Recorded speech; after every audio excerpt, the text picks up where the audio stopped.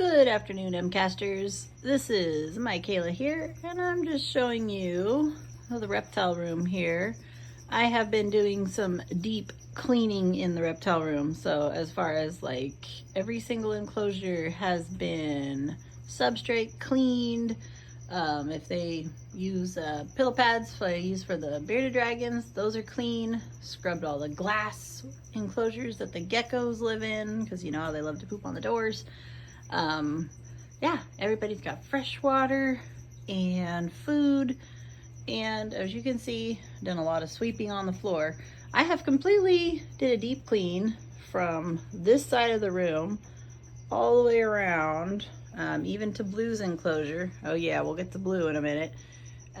Even up to Mr. Atlas, which, I mean, you saw. I cleaned his cage the other day. Nah, it doesn't look like it looks clean now, but that's just because he's been up and down in it, huh, Mr. Atlas? He says yes. And not sure if you know, this is to keep Luigi from bothering him and climbing on his cage, and vice versa. This blanket is when Blue has decided not to escape.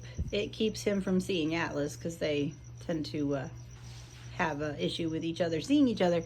But yeah, so when you're gonna go out of town, make sure, it's always important to deep clean all of your reptile enclosures. Think about, if something happens to you, what's the best thing for your animals, and the best condition you want to leave them in, like the perfect condition that you would. So everything clean, everybody fed, clean floor, new lights. Keep a bunch of background lights, like a backup lights, I mean, for in case any of your enclosures light bulbs burn out. You're gonna need UVBs, you're gonna need extra heat basking bulbs. I keep a lineup of them. Make sure that all your substrates are cleaned out.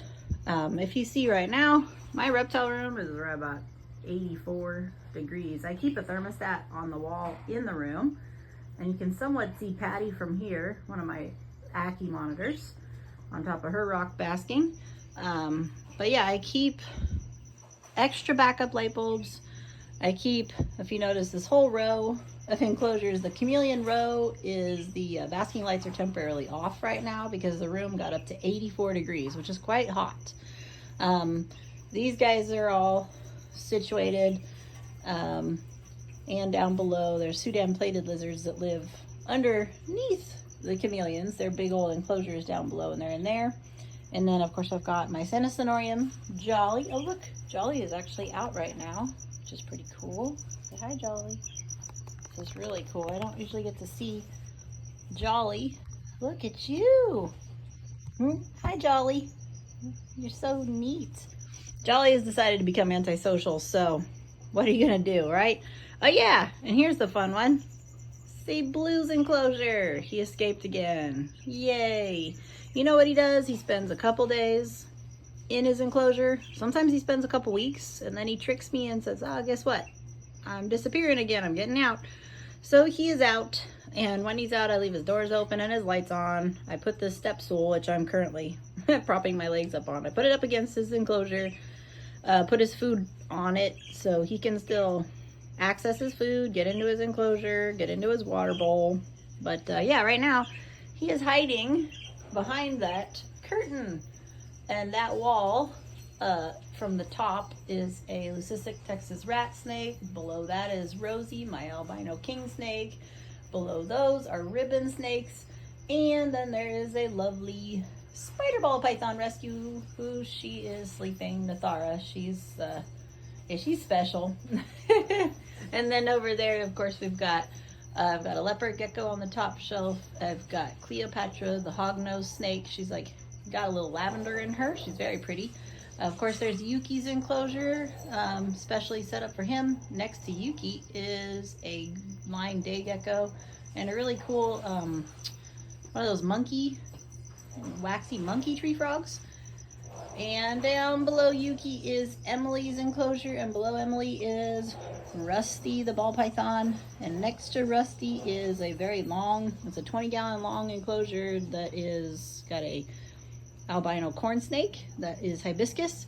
On top of hibiscus is another tank, and that has Gautier, my toffee, green line toffee enclosure, green line toffee hognose snake. And let's see here. Right here is a Luigi. Hi, Luigi. So, yeah, just a little update. Making sure everybody is deep cleaned in the room before I go on a trip to California. I kind of like doing this Kenan style. You know, Cam Kenan, he's one of my faves to follow, and he tends to do a vlog type style in YouTube videos. So yeah, you got a kind of a view of the room. And in the back corner behind Atlas is Kylo, my little budgie. The Uromastics have like a deep box enclosure where they have sand, not calcium sand, like play sand and all the good stuff. We got snake enclosures there. Up top is Lucy, my albino pied gecko. A snake, sorry, ball python.